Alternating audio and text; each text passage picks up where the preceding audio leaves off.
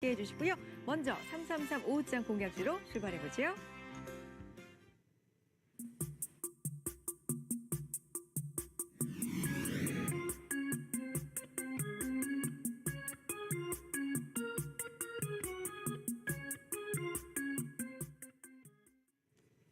네, 오후 시장 관심 가져볼 만한 세 종목 그리고 세 분의 각기 다른 투자 의견도 확인해 보겠습니다. 3335 오후장 공략주 시작해 볼 텐데요. 자, 오늘 자세한 의견은 유한타증권 금융센터 선능점의 박진희 부장 의견 들어보겠습니다. 부장님 안녕하세요. 네, 안녕하세요. 네, 3335 오후장 공략주 세 종목 먼저 확인해 보겠습니다. 자, 오늘의 333 공략주는 메디톡스와 두 번째는 덕산 네오룩스, 마지막으로 대상까지 확인해 보겠습니다. 세 분께서 어떤 의견 갖고 계실까요? 종목에 대한 의견입니다. 메디톡스, 덕산 네오룩스, 대상 모두 만장일치로 긍정적인 의견을 주셨습니다. 어떤 구체적인 내용이 있는지 메디톡스부터 확인해 보겠습니다. 톡신 수출 증가, 중국 진출 초읽기, 수출 증가 추세 유지, 수출이나 중국 진출 이야기가 많이 보이죠. 자, 4거래일 만에 반등하고 있고 오늘 보톡스 관련주들 흐름이 좋습니다. 주가 한번 확인해 보겠습니다. 자, 1%대 상승하고 있습니다. 60만 2,900원 기록을 하고 있습니다. 2분기 보톡스 재고 소진 그리고 중국 진출 기대감이 맞물려서 오늘 보톡스 관련주가 강한데 오늘 하루 변동성은 좀 있습니다. 하루 흐름을 보면 장초반에 비해서 좀 약해져 있는 상황입니다. 자, 부장님 메디톡스 어떤 전략 필요할까요? 네, 메디톡스 한번 소개시켰던 걸로 기억이 나는데요. 일단 톡신과 관련되어 있는 수출 물량이 계속적으로 좀 늘어나고 있다라는 레포트와 뉴스 보셨을 것 같습니다. 기본적으로 오늘 휴젤이라든지 대웅제약도 같이 강하게 오르고 있는 모습 보실 수가 있겠는데요. 월요일도 제가 중국 관련 소비 컨셉으로 종목들을 좀 드렸습니다. 그날 만도 같은 경우도 드렸었는데 오늘 상당히 좀 많이 오르고 있고 어제도 많이 오르고 있는데요. 궁극적으로 당분간은 계속 중국만 보고 간다가 개인적으로 좀 전략입니다. 그래서 메이트톡스 같은 경우도 일단 그동안 좀 톡신 수출이 좀 지지부진했던 부분이 있었습니다만은 일단 2분기 중에 적어도 6월 전에는 아마 나올 거라고 생각을 하고 있습니다. 중국 판매 허가가 나오게 된다라면은 매출 성장 다시 한번 이어질 것으로 보고 있고요. 일단 휴젤 같은 경우는 2분기 중에 신청을 하면 좀 시간이 걸리겠죠. 어쨌든 간에 휴젤 같은 경우는 저평가가 되어 있기 때문에 오늘 좀 급등이 나오는 모습이고요. 메디톡스 같은 경우는 일단 지금 기관은 계속 좀 매도하고 있고 최근에 좀 외국인들이 좀 매수를 해주고 있습니다만 역시 좀 무게감이 있는 종목이다 보니 오늘 약간 주춤거리고 있습니다. 다만 그럼에도 불구하고 일단 톡신 쪽에서의 매출이 계속적으로 우상향을 그리면서 올라갈 수 있는 기대감, 판매 허가 기대감 감안한다라면은 오히려 이렇게 윗골에 달고 밀렸을 때 서서히 준비하기 시작해서 혹시 60만 원대 안쪽으로 밀려 들어온다라면은 69만 원과 59만 원이죠. 59만 원과 60만 원 사이에서 분할 편입을 계속적으로 좀 한번 시도해 보시면 어떨까 싶습니다. 일단은 허가에 대한 기대감 계속적으로 좀 유효하게 볼 수 있겠고요. 1차적으로는 한 70만 원대 부근에 좀 저항대가 있기 때문에 이 부분은 좀 염두에 두실 수 있겠고요. 손절선은 한 56만 원 정도 설정해 놓고 대응하시면 좋을 것 같습니다. 네, 메디톡스에 대한 매매 전략까지 알아봤습니다. 자, 두 번째 종목으로 가보죠. 덕산 네오룩스 보겠습니다. 역시 세 분 모두 긍정적인 의견인데요. 삼성 퀀텀답 투자 기대감, 그리고 중국 후공정 투자 본격화 기대감, OLED 시장에 대한 이야기 역시나 보이고 있고요. 주가 흐름도 한번 확인해 보도록 하죠. 자, 어제 외국인과 기관 수급이 들어오면서 큰 폭으로 상승을 했었는데 오늘 하루 만에 좀 조정을 보이고 있습니다. 2%대 조정, 18,000원대 와 있는 덕산 네오룩스 어떤 전략 필요합니까? 부장님. 네, 역시 중국 보고 가는 전략이라고 보시면 좋겠습니다. 오늘 최근에 나왔던 뉴스 보시면은 중국 쪽의 스마트폰 판매가 계속 좀 부진합니다. 부진함에도 불구하고 2월 대비 3월에 그 부진폭이 조금씩 감소하고 있다라는 점 보셨을 수 있을 것 같습니다. 결국은 이제 중국도 스마트폰 부진하지만 4월부터는 좀 신제품이 좀 나오게 되는 것들이 좀 많기 때문에 특히 또 모든 폰들이 거의 OLED 그다음에 또 폴더블 사양을 계속적으로 가리키고 있습니다. 계속적으로 소재의 효용가치 높아질 것으로 보고 있고요. TV 쪽도 계속적으로 OLED 쪽 계속 보신다고 하시면 맞으실 것 같습니다. 최근에 삼성에서 퀀텀단 얘기가 나오고 있지만 그 부분이 중요하기보다는 실질적으로 OLED 사이즈 면적 커지는 부분들, OLED TV와 OLED 폰 관련되는 폴더블 폰 사이즈 커지다 보면은 계속적으로 소재의 중요성 커질 수 있을 것 같습니다. 최근에 PCB 업체들도 상당히 좀 급등하는 모습들도 나타나는데요. OLED 소재다 보니 장비주들이 좀 먼저 움직였고 소재주가 살짝 느린 느낌은 있습니다만은 다시 좀 추세 살리고 있기 때문에 관심을 가져주시면 좋을 것 같습니다. 개인적으로는 한 18,000원 정도가 지지선이라고 보겠습니다. 18,000원 정도 깨지 않는다라면 변동성 최대한 좀 활용하시는 투자 전략이 좀 필요할 것 같고요. 어제 뭐 외국인이 사고 오늘은 좀 팔고 있습니다만은 궁극적으로 기관의 수급을 좀 보셨으면 좋겠습니다. 그래서 이 종목 직전 고점 2만 원대 다시 한번 돌파하는지 여부가 향후에 좀 관건이 되겠는데요. 지지선은 18,000원, 저항대는 한 2만 원 전후로 해서 보시면 되는데 이 가격대 뚫게 된다라면 좀 중기적인 흐름으로도 좀 가보실 수 있지 않을까 싶고요.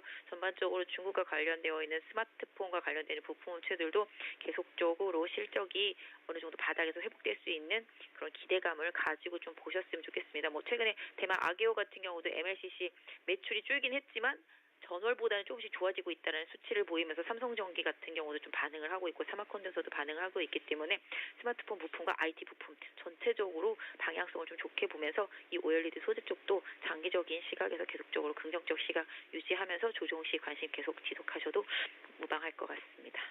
네, 자 덕산 네오룩스였습니다. 마지막으로 3335 오장 공략 중 오늘 마지막 종목입니다. 대상으로 가보겠습니다. 1분기 실적 회복 기대감 이야기가 나오고 있고요. 증권가에서도 영업이익에 대해서 긍정적인 의견들 내놓고 있더라고요. 그리고 실적과 관련돼서 또 원가 절감 효과 부각을 들어주셨고요. 단기 반등 구간에 진입했다라는 의견 확인해 볼 수가 있는데 대상 주가 흐름 한번 보겠습니다.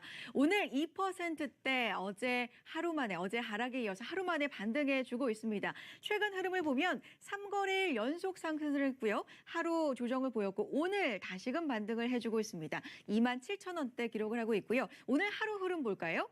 장 후반으로 갈수록 더욱더 견조한 주가 흐름을 볼 수가 있는데 대상 어떤 전략 필요할까요, 부장님?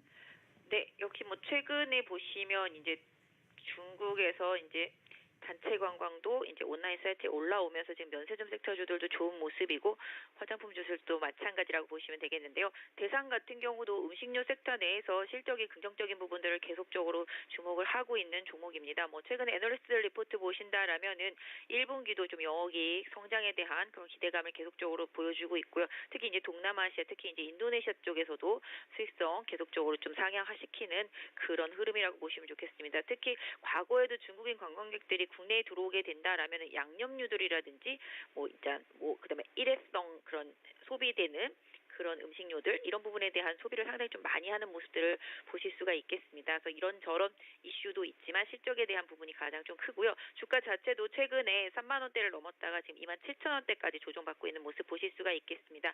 지금 60일선 부근에서 오늘 조금 지지석이 나오면서 반등을 하고 있는 모습이죠. 궁극적으로는 약 한 26,800원에서 27,000원 부근 마지노선으로 설정해 보실 수 있겠고요.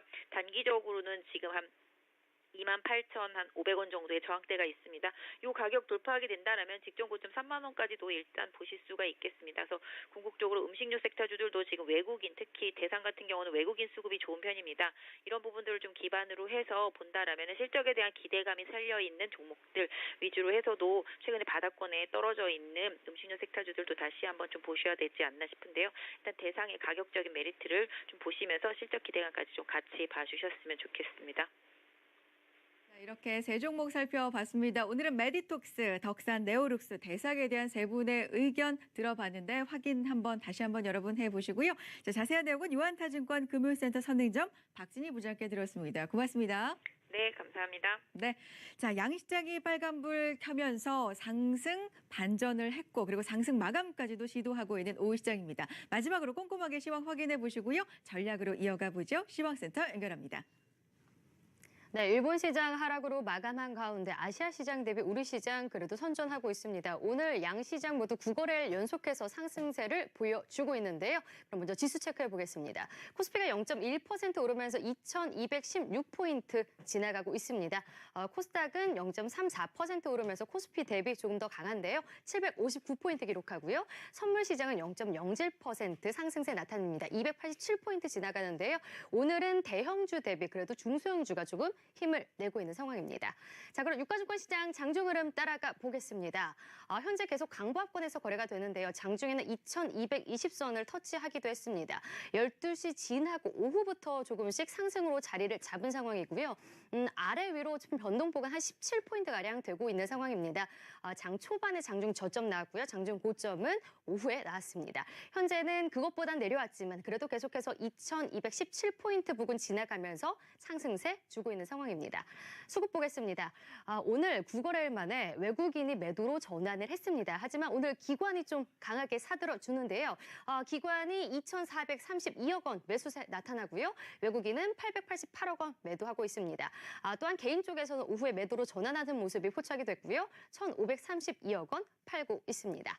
자, 그럼 코스닥 넘어가 보겠습니다. 코스닥이 코스피 대비 조금 더 강합니다. 오후 들어서 상승폭을 조금 더 키워가는 모습 포착이 되는데요. 장중 고점 부근 지나갑니다. 759.9포인트까지 올라왔습니다. 이제 760선이 어느덧 눈앞에 있는 상황인데요. 오늘 760선을 좀 돌파할 수 있을지 계속 막판까지 지켜보셔야겠습니다. 계속해서 강보합권에서 0.3% 정도 상승세를 주면서 지금 759선 지나가고 있습니다.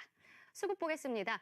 오늘 코스닥 시장에서 외국인이 바로 오후장에 들어서 매수로 전환을 했습니다. 지수에 영향을 주고 있는데요. 현재 180억 원 매수세 나타나고요. 반면에 기관 쪽에서는 424억 원 매도하고 있습니다. 개인은 매수량이 좀 줄어들고 있는데요. 354억 원 사들이고 있는 상황입니다. 네, 그럼 시가총액 상위주 흐름 보겠습니다. 코스피부터 보시면은 오늘 외국인이 삼성전자와 SK하이닉스를 향해서 좀 매도하고 있는 모습입니다. 하지만 주가는 좀 엇갈리는데요. 삼성전자가 0.85% 하락하면서 46,300원 지나가고 있고요. SK하이닉스는 버텨줍니다. 0.5%의 상승, 78,000원 부근 지나갑니다. 그리고 LG화학과 현대차는 좀 보합권에서 거래가 되고요. 오늘은 이 바이오 투톱이 좀 강합니다. 셀트리온 어제 이어서 강세 나타내고 있고요. 20만 원 선 유지해주고 있습니다. 0.7%의 강세, 그리고 삼성바이오직스가 2% 가까이 상승하면서 36만 4천 원에 거래되고 있습니다. 코스닥 시가총액 상위주 보겠습니다. 바이오주 가운데 좀 희비가 엇갈리는 종목들도 눈에 띄는데요. 일단 셀트리온 헬스케어와 신라젠은 좀 밀리고 있고요. 바이로메드가 어제와 달리 좀 선방을 해주고 있습니다. 2.28% 강세 흐름 나타내면서 다시금 27만 7천 원까지 올라온 상황이고요. 계속 살펴보시죠. 오늘 2차전지 관련주들이 좀 밀리는 가운데 그래도 포스코케미칼은 빨간불을 켜고 있습니다. 0.49% 상승하면서 6만 1,300원 진행되고요. 메디톡스는 오늘 호재에 힘입어서 계속해서 1%대 상승 줍니다. 반면에 HLB와 스튜디오레고는 1%대 약세 흐름 나타내고 있습니다. 오늘 특징적인 업종으로는 의약품 보겠습니다. 경기 민감주 쪽으로 외국인이 매도를 하면서 반면 바이오와 내수주가 좀 선방을 하고 있는 모습인데요. 특히나 오전부터 이 아프리카 열병 관련해서도 이 백신 관련주들도 함께 묶이면서 올라가는 모습이 포착되고 있습니다. 일단 이수앱지스가 지금 7.6% 강한 흐름 상승세 보여주면서 8,620원에 거래되고요. 신풍제약과 유한양행 3에서 4% 강세, 오늘 보톡스 관련주들 전반적으로 좋은 가운데 대웅제약도 3.7% 강세 흐름 나타내고 있습니다.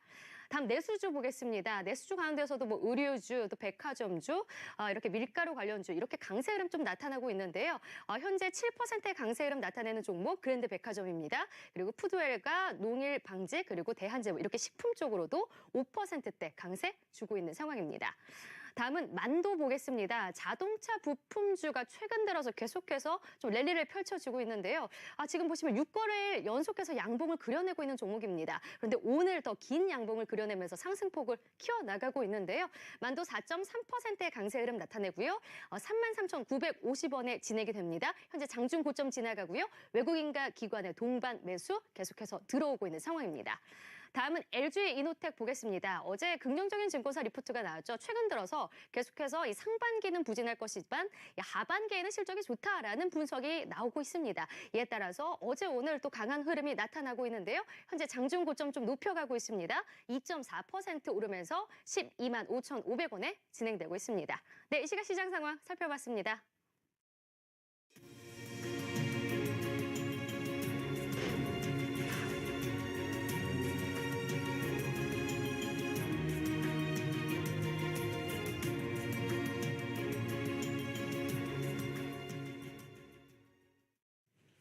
네, 미국과 유럽의 통상 마찰이 불거졌고 경제 전망도 안 좋게 나왔고요. 간밤에 미증시도 일제히 하락을 했습니다.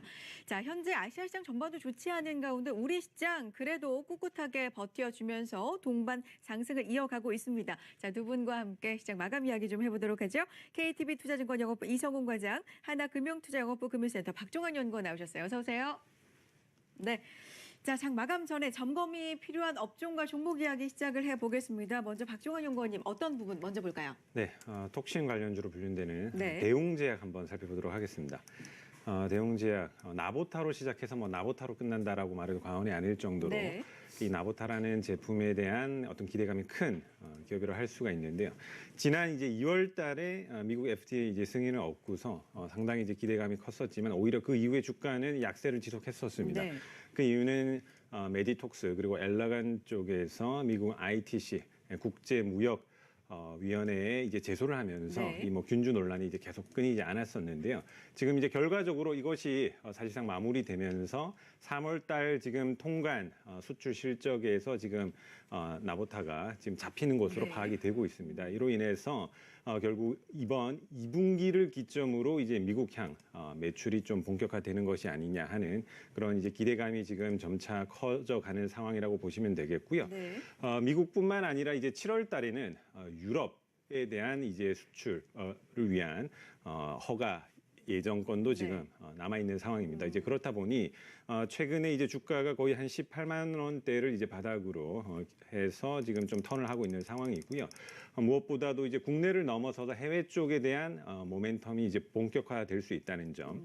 그리고 이 나보타라는 제품이 영업이익률이 마진이 굉장히 높은 그런 제품입니다. 그러다 보니 아무래도 좀 시장에 대한 기대감이 지금 점차 커져가고 있는 상황이다라고 보시겠고요. 이제 글로벌 어떤 시장의 원년이 될 수 있는 해가 이제 올해라고 보시면 되기 네. 때문에 지금 상황에서는 우리가 충분히 좀 저점 매수 이제 가담해도 되는 네. 그런 좀 적기에 접어든 것이 아니냐 하는 개인적인 판단을 말씀드리겠습니다. 알겠습니다. 대웅제약 말씀을 해주셨는데 사실 오늘 보톡스 관련 전반이 좀 네. 강한 상황이라는 것도 짚어보겠고요. 자, 다음으로 넘어가 보겠습니다. 이성훈 과장님 어떤 부분 볼까요? 예, 우선 그 ASF죠. 지금 아프리카 돼지열병 네. 지금 국가적으로도 지금 큰 심각해지고 관심이 있는 모양이에요. 예. 네. 아직까지는 우리나라에 건수는 좀 발생하지는 않고 네. 있지만 이게 원래는 유럽과 이쪽 아프리카 쪽에서 발생됐던 부분이지만 최근에는 중국과 몽골 그러니까 우리나라와 좀 그 근접한 국가들에서도 좀 발생이 되면서 이 정부가 이 긴급 담화문을 발표했죠. 하면서 이 아프리카 돼지 열병에 우리나라 유입에 대해서 철저하게 막아야 된다. 이 얘기가 나와주면서 지금 관련주들의 상승세가 좀 크게 나와주고 있습니다. 특히 올해 1월 말에 또 구제역이 발생하면서 이 관련주들의 관련주들이 기본적으로 몇십 프로 급등한 모습 보여주었는데 오늘도 그런 모습은 좀 나와주고 있고요. 다만 이제 구제역과 틀리게 이 아프리카 돼지열병 같은 경우에는 특별한 백신이 없어서 우리나라에 발견이 된다고 한다면 치명적인 어떤 좀 안 좋은 상황을 가지 않을까 이렇게 판단이 되고 있습니다. 네. 이런 일이 없어야 되겠지만 그래도 이제 동물 쪽에서의 그 의약품 생산하는 기업들한테는 오히려 투자 심리가 좋게 나오는 현재 상황으로 가고 있는데 대표적으로 대성 미생물 그리고 제일바이오 같은 종목들의 오늘 좀 상승세를 오전에 크게 좀 보여주었다 이렇게 정리할 수 있겠습니다. 네. 우선 대성 미생물 같은 경우에도 동물용 의약품 생산을 목적으로 하는 기업이라고 좀 볼 수 있겠고요. 그리고 이제 그 대성 미생물 같은 경우에는 우리나라에 160개의 대리점을 갖추면서 이 전국에 동물용 의약품을 납품하는 기업이고 꾸준히 흑자를 유지하고 있는 기업이 있는 부분이라서 좀 관심 있게 봐도 괜찮다라고 생각이 되고 있고요. 대성 미생물 같은 경우는 오늘 시가가 거의 고가였고요. 네. 하락 반전도 지금 시도하고 있는 상황이에요. 그렇죠. 네. 아직까지는 서두에 말씀드렸듯이 이 ASF, 그러니까 아프리카 돼지열병에 대한 백신은 없다라고 좀 볼 수 있거든요.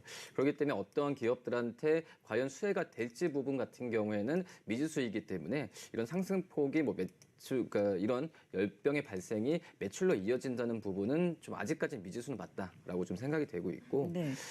그다음에 제일바이오 그리고 우진 BNG, 이글벳 이런 종목들 같은 경우에도 상승세를 좀 갖고 가고 있는 상황이기 때문에 네. 물론 이게 뭐 발생은 안 돼야겠지만은 만약 우리나라에 발생이 됐을 때 네. 정부 쪽에서도 어떤 그 투자 자금을 크게 늘릴 수가 있거든요. 그렇게 된다고 한다면 이런 기업들한테는 좀 관심 있게 좀 봐야 되지 않을까 이렇게 보입니다. 과장님, 이 아프리카 돼지열병 최근에 좀 이야기가 계속해서 나오고 있는데 관련된 업종 테마를 좀 보자면 지금 말씀해주신 백신주가 있고요. 네. 그리고 돼지고기 가격과 관련된 돈육 관련주가 또 있습니다. 네네. 거기에다가 사료주까지 좀 움직이는 흐름이거든요. 네네. 어떻게 좀 각각 좀 봐야 됩니까? 우선은 사료 관련주 같은 경우에는 뭐 특별하게 연관성 좀 없다고 생각이 되고 있어요. 다만 이제 돈육 가격의 네. 상승세가 된다고 한다면 이제 가격은 뛴다라고 좀 볼 수 있겠는데 네. 다만 이제 제가 봤을 때는 뭐 두 번째 이슈로 소개해 드리겠지만은 이 돼지에 대한 당분간은 수요가 나오는 것보다도 어떻게 보면은 이 닭고기나 네. 육계 쪽으로의 어떤 수요가 더 늘어날 그렇군요. 가능성이 있으니까 뭐 돈육 관련주보다는 뭐 이런 좀 대체할 수 있는 그런 그 어떤 육류에 대한 관심을 네. 좀 가져야 되지 않나 이렇게 보입니다. 좀 더 가지를 뻗어 나가다 보면 돈육 관련주에 이어서 이제 닭고기 관련주까지 가게 되는데 닭고기 관련주와 관련돼서는 좀 찾아봐 주시고요. 잠시 후에 다시 질문 드리겠습니다. 자, 박정환 연구원님으로 가보죠. 어떤 부분 볼까요? 네, 오늘 코스피 경기 민감주들이 네. 전반적으로 좀 약세를 보이고 있습니다. 뭐 대표적으로 오늘 뭐 한솔케미칼 그리고 현대중공업, 두산중공업, 뭐 대림산업 이런 이제 굵직한 주요 이제 경기 민감주들의 약세를 보이고 있는데요. 네. 그 중에서도 이제 단연 좀 눈에 띄는 종목이 이제 GS건설입니다. 오늘 지금 현재 뭐 4만 원을 지금 무너뜨린 상태인데요. 작년 하반기 증시가 전체적으로 조정받았을 때 그 가격 지금 부분까지 지금 이제 내려오고 있는 상황입니다. 지금 최근에 이제 매출 흐름을 살펴보면요. 사실 뭐 작년에도 그랬고 뭐 올해에도 그랬고 이 주택 사업 부분에서는 계속적인 지금 호조세를 보이고 네. 있습니다. 그리고 이제 작년에도 주당 약 1,000원 가량의 배당을 실시하면서 주주 친화적인 지금 정책도 강화가 되고 있는 모습이고요. 하지만 GS건설의 올해 주가의 가장 키 포인트는 해외 수주, 해외 수주의 모멘텀이었습니다. 네. 이것이 이제 어떻게 되느냐가 관건이었었는데 최근에 이제 굵직했었던 알제리 건이라든가 아니면 아랍에미레이트 건에서 지금 로이스트 최저 입찰 가격에 이제 실패를 하면서 좀 아쉬운 모습을 보였었거든요. 네. 그러한 지금 실망 매물들이 좀 나오고 있다라고 보셔야겠고요. 사실 소위 말하는 이제 숫자, 실적으로만 놓고 봤을 때는 지금 아쉬울 게 없는 상황입니다. 그럼에도 불구하고 이렇게 주가의 약세를 보인다는 것은 지금 시장 자체가 바라보는 뷰가 이 해외 성장, 수주 모멘텀에 대한 기대가 그만큼 컸었고 그것을 지금 충족시켜주지 못하고 있다. 네. 우리가 이렇게 바라보는 것이 맞다라는 생각이고요. 네. 그렇기 때문에 좀 해외 수주에 대한 어느 정도 갈증이 해결될 수 있는 좀 건수가 나타나는 것을 좀 확인하고 우리가 진입을 네. 해도 늦지 않다라는 생각입니다. 왜냐하면 국내 주택 시장의 호조 그리고 현금 흐름이 나아지는 이런 부분들은 사실 작년에도 유효했었던 부분이거든요. 결국 올해 기대할 수 있었던 부분이 어떻게 지금 풀리느냐가 관건인데 지금 그것이 예상대로 진행은 되고 있지 못한 상태다. 그렇기 때문에 지금 기관 쪽에서 뭐 매도세가 7거래일 연속 계속 지금 나오고 있는 상황이기 때문에 우리가 좀 섣불리 지금 현 주가를 저점이라고 예단하기보다는 좀 더 상황을 지켜보면서 어떤 해외 수주권이 확인되는 시점을 좀 기다리는 것이 바람직한 전략이지 않나라는 말씀을 전해드리겠습니다. 그렇군요. 연구원님 또 궁금해지는 게 GS건설의 약세를 말씀해 주셨는데 건설주 전반이 대부분이 지금 좀 약한 상황이거든요. 건설주 하면은 지금 오늘 중요하게 특히 짚어주신 수주 부분도 중요하지만 한동안 가장 또 다른 큰 축이었던 남북 경협이 있습니다. 내일 밤 한미 정상회담도 예정이 되어 있고 거기서 북한 쪽 이야기도 또 나오게 되어 있고 이런 부분이 좀 어떻게 반영이 되고 있는 겁니까?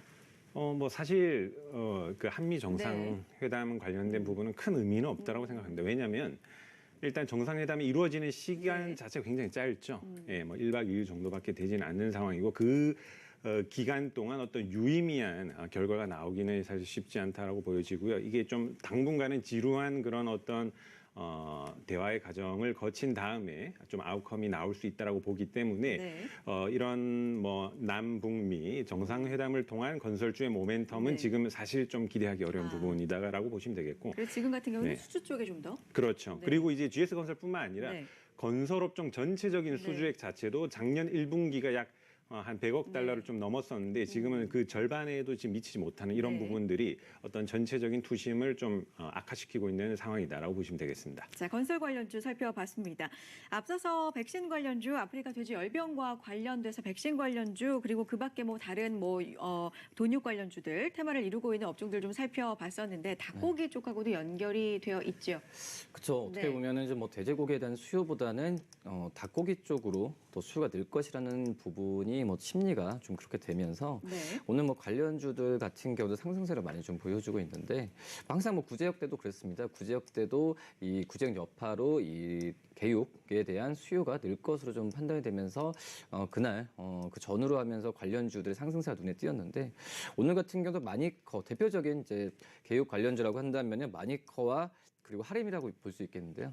이 두 기업 같은 경우도 마니커 같은 경우에도 지금 이제 4.61% 그리고 하림 같은 경우에도 2.1% 뭐 시장 대비해서 뭐 강한 상승세는 아니지만 시장 대비해서 강한 모습을 좀 보여주고 있고 그다음에 뭐 마니커의 뭐 최대주를 할 수 있는 이지바이오 같은 경우에도 상승세를 좀 보여주고 있는 상태이기 때문에 뭐 이 기업들이 서두에 말씀드렸듯이 뭐 사료나 또 말씀을 드렸지만은 사료와 관련된 어떤 그 자회사 사업을 또 하고 있기 때문에 네. 뭐 여러 가지 복합적으로 좀 오는 상승세를 시장에서 많이 관심을 받고 있다라고 말씀드릴 수 있겠고요.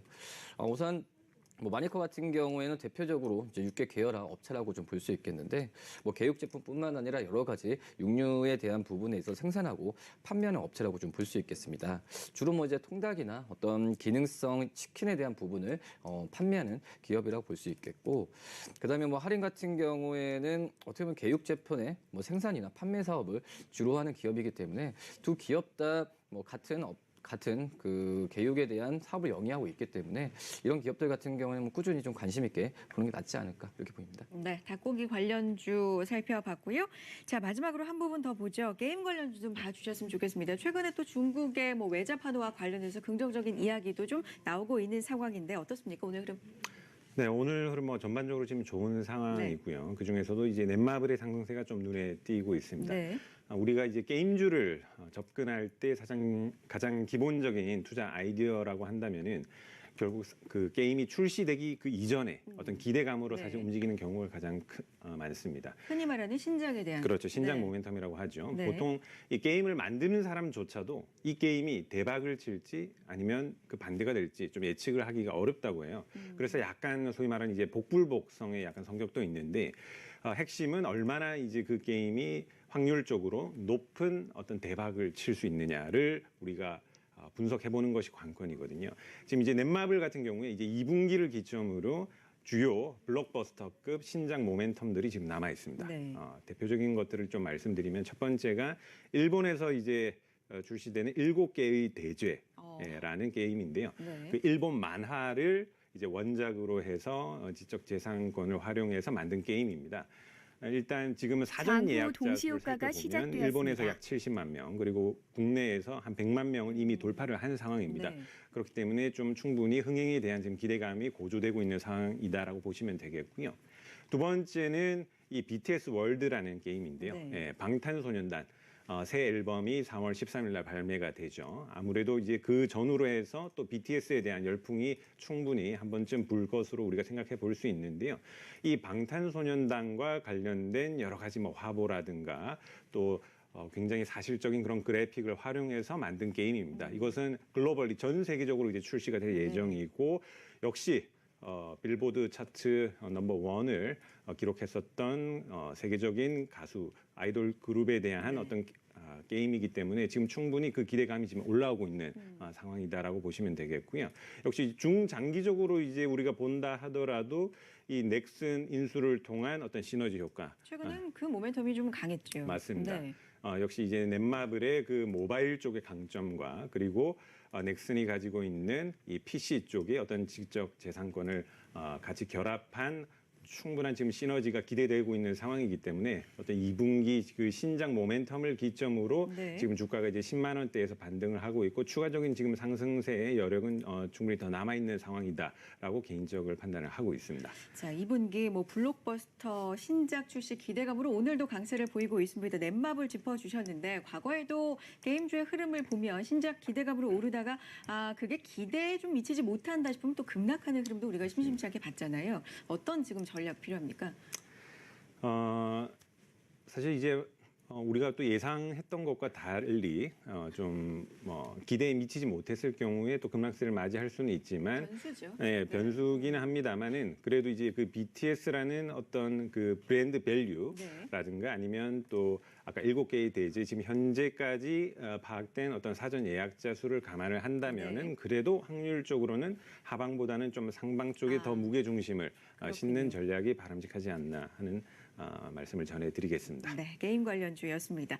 자, 이서원 과장님 한 부분 더 보겠습니다. 어떤 부분 볼까요? 네, 뭐 보톨리움 톡신 관련주들. 보톡스. 네, 오늘 방송에도 많이 나왔을 텐데. 맞습니다. 오늘 좀 강하니까요. 네, 그래서 뭐 그 보톨리움 톡신에 대한 업체들, 그러니까 이 업체는 뭐 대표적 메디톡스, 뭐 휴젤이라고 볼 수 있겠는데요. 네. 이 기업들 같은 경우에 올해 상반기 때 어떤 바이오 업체들의 좀 상승세 나왔을 때 좀 소외됐던 종목들이라고 볼 수 있습니다. 한마디로 이 보톡스라는 게 뭐 바이오 제약 바이오라고 하기에도 약간 약간 미용 쪽이라고 볼 수 있겠는데 올해 그 1분기 때 실적에 대한 기대감이 떨어지면서 주가 상승력을 올 초부터 좀 크게 갖고 가지 못했는데요.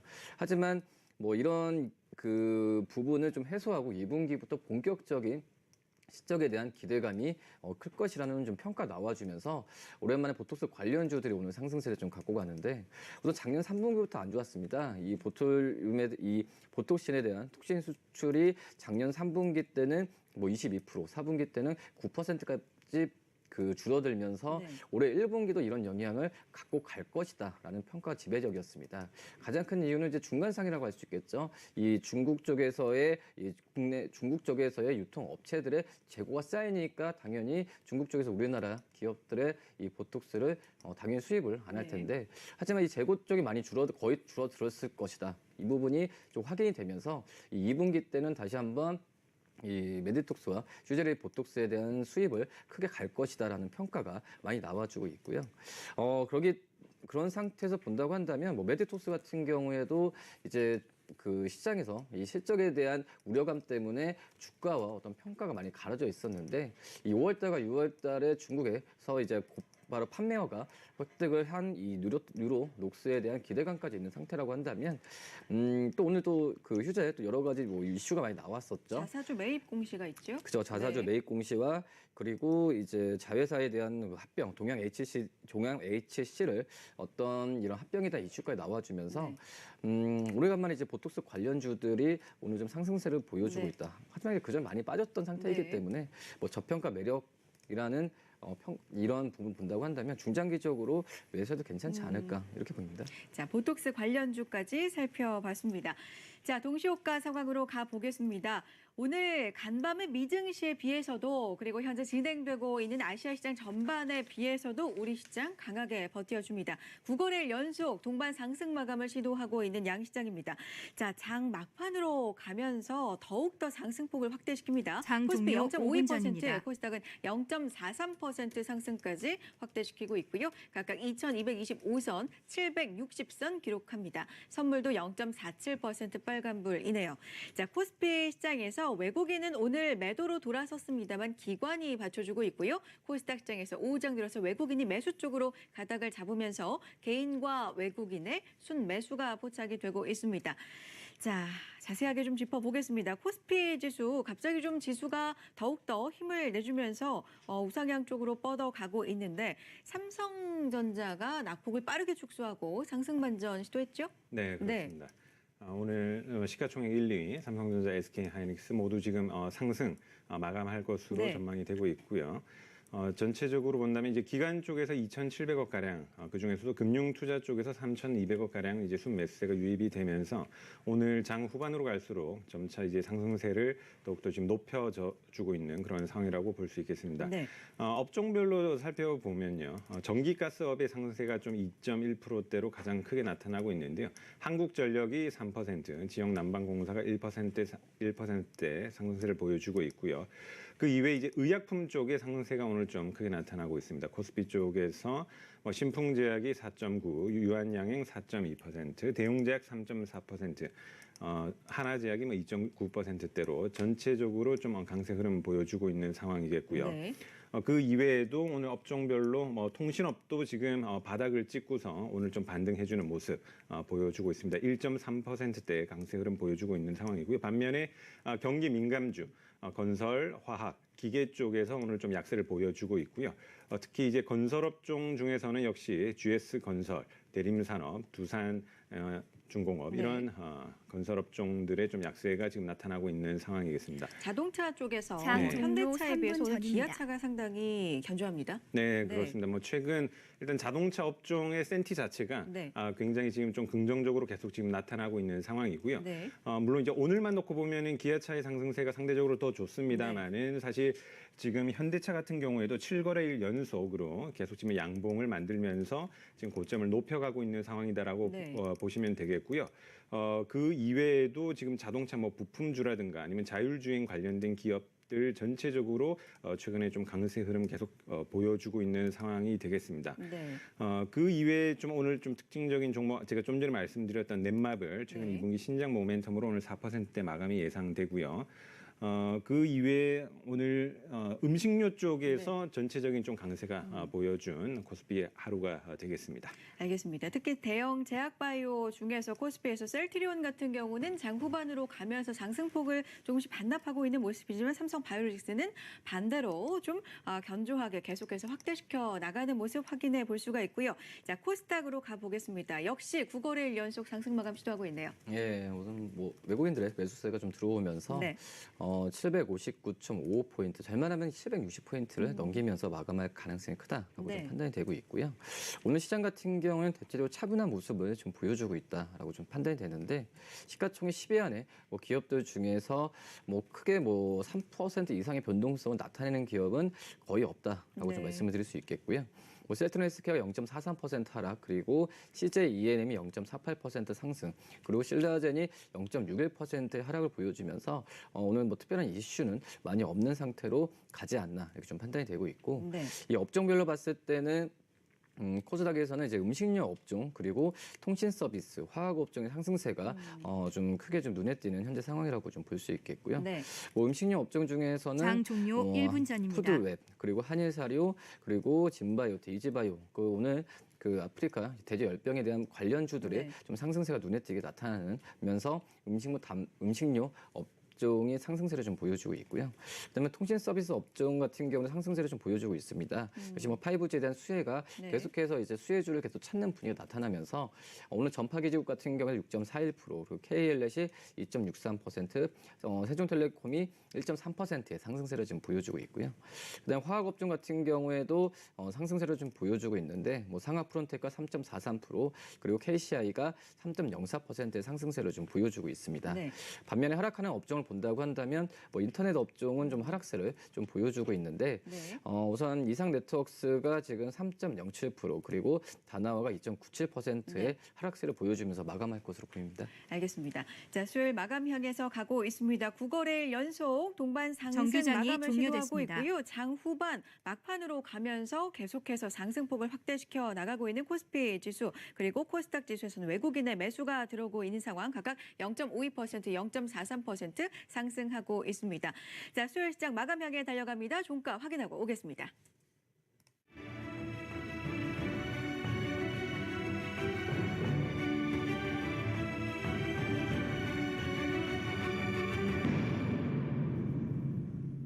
네, 우리 시장 어제처럼 조금 더 막판으로 가면서 더 힘을 내줬습니다. 전날과 비슷하게 오후 들어서 빨간불 켜는 모습 강하진 않았지만 상승에 더 많은 무게를 뒀던 하루입니다. 업종별 마감부터 먼저 체크를 해보겠습니다. 통신과 전기가스 업종이 시장의 방어 역할을 해주면서 지수도 상승 반전을 보였고요. 코스피 운수창고 쪽도 1.6% 강세 속에 마쳤습니다. 한진그룹주도 저가 항공사 위주로 일부 상승이 이어지면서 함께 강세장이 이어졌습니다. 한편 전기전자 업종 장중 기관이 기관이 강하게 끌어줬음에도 그래도 보합 수준을 꽤 많이 보였습니다. 막판으로 가면서 IT 투톱이 조금씩 올라와졌고요. 강보합으로 마쳤습니다. 0.3% 상승으로 마감했습니다. 코스닥 시장 체크해 보겠습니다. 내수 쪽, 음식료, 의류 쪽 흐름이 시장 상승 반전을 지탱해줬습니다. 섬유 의류 쪽이 1.6% 강세로 마감했고요. 코스닥 음식료 담배도 1% 동반 강세로 마쳤습니다. 반대로 하락 업종도 함께 체크해 보겠습니다. 제약은 상승했지만 IT 전반은 조금 밀려났습니다. 전날과는 조금 다른 모습인데요. IT 부품은 0.07% 약보합 수준으로 마쳤고요. 코스닥 반도체 강보합 유지하면서 마감했습니다. 수급주의 강했던 종목 체크해 보겠습니다. 코스피 시장에선 기아차, 만도를 비롯한 일부 종목들 강세가 더 강하게 이어졌습니다. 기아차가 2.9%, 3% 가까이 상승 마감했고요. LG 디스플레이도 수급 유입되면서 강보합 유지했습니다. 또 통신주 중에서는 LG U+가 1% 강세, 만도도 3% 동반 상승으로 마쳤습니다. 코스닥에선 호알 패션을 비롯한 의류주 강세가 이어졌습니다. 5% 높은 탄력 받았고요. 파라다이스도 1% 강세, 두성 엔지니어링은 4% 상승 속에 마감했습니다. 시총 상위주 체크해 보겠습니다. IT 투톱이 후반으로 가면서 조금씩 더 힘을 냈습니다. 특히 SK하이닉스는 후반 들어서 강보합 수준 유지했고요. 1% 상승 마감에 성공했습니다. 또 삼성전자도 막판으로 가면서 낙폭 줄이면서 상반 상승 마감에 성공을 해줬습니다. 오늘 통신주 살펴보겠습니다. SKT텔레콤이 오늘 오후 시장 들어서도 계속해서 강세 흐름 이어가줬습니다. 1% 강세 속에 마쳤고요. 한국전력 시장 방어 역할을 해주면서 3만 원선 회복 강에서 움직이고 있습니다. 3% 상승으로 마쳤습니다. 코스닥 확인해 보겠습니다. 셀트리온 그룹주 다른 두 종목은 비교적 쉬어가는 흐름 보였습니다. 제약은 1% 약세로 마쳤고요. 헬스케어 0.5% 약보합으로 마쳤습니다. 바이로메드는 2% 상승을 했고요. 메디톡스도 2% 강세 보였습니다. 또 휴젤 같은 경우는 7%대까지 높은 탄력 꾸준하게 이어가면서 오늘 시장 마쳤습니다. 오늘 시장 종가까지 확인해 보겠습니다. 코스피가 막판으로 가면서 조금씩 더 오름폭을 높여냈습니다. 오늘 시장에선 0.5% 가까운 빨간불 속에 2224포인트까지 오름폭을 더 키워냈고요. 오늘로 계속해서 오름폭 9거래일 연속으로 동반 상승 마감에 성공했습니다. 코스닥은 760선 회복까지 해냈습니다. 오늘 시장에서는 0.4% 강세 속에 마쳤고요. 3포인트가량 오늘도 계속 상승 흐름 이어가줬습니다. 수급 확인해 보겠습니다. 장중 기관이 매수폭을 키우면서 지수도 탄력을 받았는데요. 금융투자 중심으로 매수 우위가 들어왔습니다. 2,300억 원 넘는 순매수 기록했고요. 외국인은 동시효과 기점으로 매도 물량을 줄여내면서 30억 원가량 순매도 속에 마감했습니다. 코스닥 수급 확인해 보겠습니다. 장중 외국인이 매수로 전환하면서 지수가 760선을 터치를 했는데요. 종가 기준으로 250억 원대 순매수 기록했고요. 기관은 350억 원가량 팔자 기록하면서 마감했습니다. 수요일장 마감 내용 정리해드렸습니다. 양시장 전형적으로 전약 후 강의 흐름을 보이면서 오늘도 동반 상승 마감을 했고요. 9거래일 연속입니다. 자, 코스피 시장에서 어제까지 8거래일 연속 사주던 외국인 오늘 매도로 돌아서긴 했습니다만 장 막판 들어서 매도폭을 또 줄이면서 마감이 됐는데 시장에 대해서 어떤 의견 갖고 계신지 두 분의 의견 확인해 보겠습니다. 자, 연구원님, 글로벌 시장 대비해서도 좀 강한 흐름 꿋꿋하게 버텨주는 것 같아요. 어떻게 보셨어요? 네, 일단 어제 이제 미국 시장이 이제 좋지 못하면서 네. 오늘 우리나라 시장도 어느 정도 이제 조정이 좀 예상을 됐었으나 막상 지금 이제 전약 후강의 흐름을 보여주면서 다시금 상승 마감을 했죠. 지금 좀 이제 우리가 시장에서 보여지는 것은 점차 이제 미중 무역 분쟁에 대한 기대감의 어떤 그 중심축이 조금씩 긍정적인 쪽으로 이제 옮겨가는 것이 아닌가 하는 그런 생각이 듭니다. 물론 이제 오늘 경기 민감주들 같은 경우에 좀 조정은 받았기는 합니다만은 그 이외의 섹터군들이 지금 전체적으로 오늘 좀 그래도 견조한 모습을 보이고 있는 가운데 의약품 중심으로 지금 다시금 좀 강세가 지금 전개가 되고 있는 상황이고요. 네. 그 이외에도 사실 이제 자동차 섹터 한동안 굉장히 짓눌려 있었지만 다시 이제 최근에 어떤 정부의 수소차 모멘텀을 등에 업고서 그 하부에 있는 부품 업체까지 지금 같이 좀 힘을 받고 있는 이런 모습들. 네. 지금 야금야금 조금씩 이제 고점을 이제 높여가면서 증시가 상승을 해가고 있는데 역시 이제 미중 무역 분쟁에 대한 낙관적인 전망이 사실 그동안에 좀 중립에 가까웠었더라면 이제는 조금씩 이제 이것에 대한 기대감이 점차 이제 긍정적인 방향으로 네. 기울면서 이게 그 정도가 이제 심해지면은 나중에 좀 더 가속도가 이제 붙을 수 있겠죠. 하지만 이제 지금은 점차적으로 이제 스탠스 자체가 비관보다는 이제 긍정적으로 향해서 가고 있고, 그리고 이제 그러한 부분을 또 이 기관 쪽에서 지금 계속 좀 잘 받쳐주고 있는 네. 그런 상황이다라고 보시면 되겠습니다. 야금야금이라는 표현을 해주셨는데 9거래일 연속이면 양시장이 거의 2주 연속해서 계속해서 지금 우상향 흐름을 보이고 있다는 겁니다. 이성훈 과장님의 의견도 좀 들어보도록 하죠. 시장 조정 받을 때가 됐는데라는 의견들도 계속해서 좀 가지면서 시장 보실 것 같은데 오늘 네. 어떻게 보셨습니까? 어느 정도 뭐 차익실현 매물로 나올 것으로 좀 판단이 됐는데 네. 뭐 생각보다는 적게 나왔다. 네. 어제 이 그 미국과 중국의 관세 이슈는 어제 장중에 나왔던 얘기이기 네. 때문에 어느 정도 오늘 시장에서는 선반영된 감이 있던 상태에서 큰 폭의 영향은 제한될 것으로 예상이 됐던 상태고, 이 미국의 이제 유럽연합의 관세에 대한 부분 같은 경우는 그 전에 중국과 비교를 한다면 관세 금액이나 퍼센테이지를 본다고 하더라도 미미하다라고 좀 판단되고 있습니다. 네. 그런 점에서 봤을 때는 이 유럽의 오히려 그 관세에 대한 부과는 향후 이슈가 나온다고 하더라도 시장에 미치는 영향은 중국보다는 네. 크진 않을 것이라고 지금 판단이 되고 있고요. 네. 오히려 IMF가 지금 세계 경제 성장률을 좀 낮게 측정을 했는데 오히려 그 부분을 더 신경을 써야 되는 게 맞지 않을까 이렇게 좀 판단이 되고 있습니다. 네. 지금 현재 유럽과 미국의 경제 성장 떨어뜨렸지만 오히려 일본이나 중국과 우리나라는 우리 경제 성장률을 그 전에 예상치보다 높게 했던 걸 본다고 한다면 국가마다 좀 약간 틀리는 부분이 좀 있는 상태에서 향후에 이거에 대한 전망에 대한 부분이 경제 지표로 진짜 이어진다고 한다면 오히려 그게 차익실현 빌미가 더 되지 않을까 이렇게 좀 판단이 되고 있습니다. 네. 자, 약세를 보이던 상해 종합지수 같은 경우도 장 후반으로 가면서 상승 반전하고 있는 모습 지금 확인이 되고 있습니다. 자, 우리 시장 오늘 9거래일째 동반 상승으로 마감을 했는데 범위 좀 좁혀서 종목 이야기 해보겠습니다. 연구원님 어떤 종목 볼까요? 네, 오늘 음식료 섹터 흐름 긍정적으로 네. 나타났었는데요. 그중 하나인 푸드나무라는 업체 말씀드리겠습니다. 닭 가슴살을 중심적으로 이제 판매하는 업체가 되겠고요. 최근에 다이어트 그리고 헬스 이런 트렌드를 따라서 이제 닭가슴살 섭취하시는 분들이 많이 늘어났죠. 많죠. 네. 이것이 사실 예전에는 소위 말하는 이제 퍽퍽살, 네, 퍽퍽살로 네. 나왔다라고 한다면, 네. 좀 기피하던. 네, 그렇죠. 예.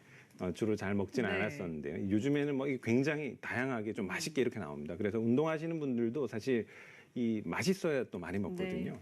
그래서 이런 것이 지금 이 랭킹닷컴이라는 온라인 그 플랫폼을 통해서 이제 세일즈가 되고 있는데요. 그 인원이 지금 한 7, 80만 가량 되고요. 올해 안에 한 100만 명 가량을 지금 돌파할 것으로 이게 전망이 됩니다. 아무래도 이러한 플랫폼을 가지고 있다 보니까 자사뿐만 아니라 지금 타사 닭가슴살까지도 지금 같이 네. 판매를 하면서 평점도 매기고 이러고 있거든요. 그런 네. 플랫폼이 가진 힘이 또 하나의 그 강점 포인트가 되겠고요. 그리고 이번 3월 달에 파주에서 이제 신물류센터로 완공을 했습니다. 네. 최근에 마켓컬리가 선보였던 신선 배송, 당일 배송 이런 새벽 배송. 그렇죠. 네. 예, 새벽 배송 이런 이제 물류 쪽에서의 또 이제 강점이 이제 살아나는 지금 시점이기 때문에 그런 어떤 지금 시대적인 트렌드 그리고 최근에 어떤 음식료 센티 자체가 좋은 점 그리고 네. 이제 물류 쪽에서의 강점 이런 부분들을 참고하셔서 보시면 좋겠고요. 오늘 좀 때 아니게 이 오늘 좀 아프리카 많이 올랐어요. 지금 네. 아프리카 돼지열병 우려 확산 또 이 이슈에 좀 묶이면서 아까 닭고기 관련주 네. 말했는데 역시 관련된 종목. 네, 맞습니다. 닭 가슴살을 네. 지금 판매를 하기 때문에 그걸로 이제 엮여서 상승을 했습니다만 충분히 우리가 중장기적인 그림으로 봤을 때는 좀 더 이제 성장의 그런 여지가 남아 있기 때문에 매매를 할 수 선물 있다 옵션 보고 장 종료 있고요. 다만 5분 오늘 전입니다. 오늘 좀 이제 급등한 면이 네. 있기 때문에 이번 주나 다음 주에 충분히 좀 눌림 받는 구간에서 분할로 좀 매수해 가시면 좋은 그림이 되지 않을까 그렇게 전망을 해봅니다. 오늘 좀 7%대 큰 폭으로 상승을 했고요. 어제에 이은 이틀째 상승입니다. 3만 원 딱 기록을 하고 있는데 목표 가격 어떻게 보세요? 일단 한 4만 원 정도까지 우리가 좀 생각해보고 진입을 하셔도 좋을 것 같고요. 한 2만 4천 원 정도를 이제 손절 가격으로 말씀을 드리겠습니다. 네, 푸드나무 목표 가격 4만 원, 손절 가격 2만 4천 원 제시해주고 계십니다. 자, 이성훈 과장님 어떤 종목 볼까요? 예, 경동나비엔 말씀드리도록 네. 하겠고요. 중국 쪽 관련주들은 분위기는 저는 계속 좋아질 거라고 판단이 되고 있습니다. 그런 점에서 경동나비엔 같은 경우에는 아시다시피 가스보일러 만드는 업체인데 중국에서 이제 중국에서도 아직까지는 전기가 필요한 상태에서 이 석탄 화력, 뭐 이렇게 보일러 같은 경우에는 계속 필요할 것이라고 좀 생각이 되고 네. 있지만 하지만 중국 같은 경우는 좀 대기 환경 오염에 대한 부분에 있어서 민감한 상태이기 때문에 이제 어떤 그 전에 석탄 뭐 보일러를 이제 가스 보일러로 바꿀 수 있는 시가 계속 오지 않을까 네. 이렇게 좀 판단이 되고 있습니다. 지금 현재 올해부터 이제 중국이 러시아 천연가스를 본격적으로 수입을 한다고 한다면 이 가스 보일러에 대한 그 중국 정부에서도 이 교체에 대한 부분에서 분명히 언급을 할 것으로 좀 판단이 되고 있고요. 그렇기 때문에 어떤 중국 정부의 정책에 맞서지 말자는 게 어떤 중국 기업들의 어떤 그런 모토라고 한다면은 이런 부분에 있어서 가스보일러의 교체에 대한 이 경동 나비엔의 어떤 수주나 이런 부분 꼭 증가할 것으로 좀 판단이 되고 있습니다. 네. 지금 뭐 증권사들 같은 경우에도 이런 부분을 알고 있기 때문에 굳이 작년대에 목표가 내었던 것보다는 목표를 점점 높이고 있는 수치라고 볼 수 있겠고요. 작년에 어느 정도 수준이었어요? 작년에는 목표 선물 주가를 옵션 거의 뭐 장 6만 종료 원대로 좀 3분 했다고 전입니다. 한다면 지금 현재 뭐 7만 원, 거의 8만 원까지 최근에는 네. 높인 상태라고 좀 볼 수 있겠고요. 뭐 이 부분이 주가에 좀 선 반영이 되면서 올해 좀 올라갔긴 하지만 아직까지도 이런 그 중국 쪽에서 모멘텀을 본다고 한다면 큰 폭의 상승세는 아직 안 나왔다라고 좀 생각이 되고 있습니다. 말씀하신 것처럼 올해 좀 반등을 해줬습니다. 올해 네. 1월 초부터 3만 원대부터 시작을 해서 지금 5만 원대까지 올라와 있는데 6만 원대까지 사실 갔었다가 네. 최근에 좀 조정을 받았죠. 그쵸. 매매 전략 어떻게 세워볼까요? 우선 저는 오히려 봤을 때는 올해 떨어졌을 때 매수하는 전략이 좀 낫지 않을까 지금 생각이 되고 있고요. 네. 뭐 작년 실적만 본다고 하더라도 분기로 계속 영업이익은 올라가는 추세라고 좀 볼 수 있겠고요. 네. 특히 작년 4분기 같은 경우에는 영업이익률을 5%, 5.87% 달성했는데 그 전에 분기 때 달성하지 못했던 이 5%대로 온다고 한다면 올해 1분기 실적도 저는 긍정적으로 바라봐도 괜찮지 않을까 이렇게 좀 생각이 되고 있습니다. 물론 우리나라 안에서는 꾸준하게 이 보일러 쪽에서의 실적이 유지가 되는 상태이기 때문에 우선 경동나비엔 해외 쪽, 그러니까 중국 쪽이겠죠. 중국 쪽에서의 실적을 본다고 한다면은 충분히 지금 현재 가격에서 매수해도 괜찮지 않을까 이렇게 보입니다. 목표 가격 5만 9천 원 주셨네요. 네, 우선 네. 단계적으로는 1차적으로 5만 9천 네. 말씀드리고요. 네. 5만 9천 돌파했을 때는 기본적으로 증권사가 제시하는 8만 원대까지 순차적으로 올라갈 가능성이 크기 때문에 뭐 그런 부분에 있어서 단기 매매 관점에서 말씀드리도록 하겠습니다. 자, 1차적인 목표가 5만 9천 원 제시해 주셨습니다. 오늘 두 분의 종목 푸드나무와 경동나비엔 제시 그리고 분석까지 함께했고요. 하나금융투자영업부 금융센터 박종환 연구원, KTB 투자증권 영업부 이성훈 과장 여기서 인사 나누죠. 고맙습니다. Hello and welcome.